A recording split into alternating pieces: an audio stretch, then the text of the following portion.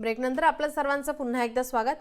पंढरपूरमध्ये एकादशी निमित्ताने दर्शनासाठी आता 18 तास मिळणार आहेत। पंढरपूरमध्ये माघ एकादशी निमित्त यात्रेला दरवर्षी सुमारे 4 ते 5 लाख भाविक येत असतात आणि त्याच पार्श्वभूमीवर आता मंदिर प्रशासनाकडून हा निर्णय घेण्यात आलेला आहे।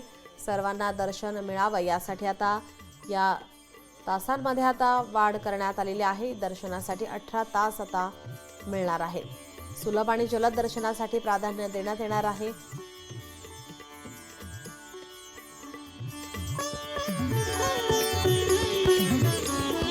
आपले प्रतिनिधी अभिराज उबाळे आपल्यासोबत फोन लाईन वरून जोडलेले आहेत। अभिराज, या ठिकाणी आपण पाहतोय पंढरपूरमधील जे भाविक आहेत त्यांच्यासाठी आता ही आनंदाची बातमी आहे। खरं तर या ठिकाणी आपण पाहतोय 18 तास माघ एकादशी यात्रेला या ठिकाणी दर्शनासाठी वेळ मिळणार आहे। काय अधिकची माहिती?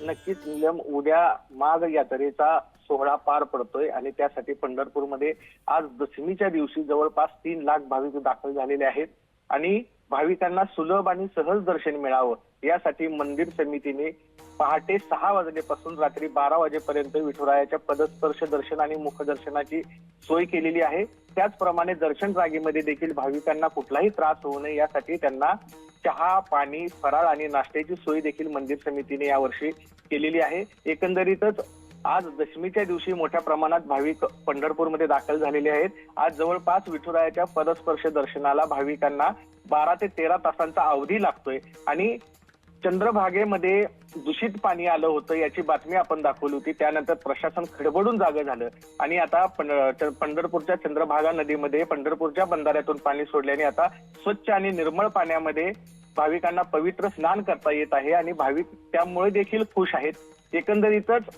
माघी यात्रेचा सोहळा आता काही तासांवर येऊन ठेपलेला असल्याने पंढरपूरमध्ये सर्वत्र हरिनामाचा जयघोष पाहायला मिळतोय।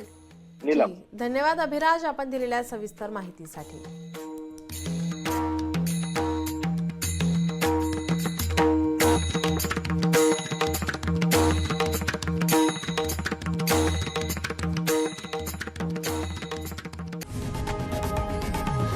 लोकशाही मराठी ऐका, पहा, जागरूक रहा।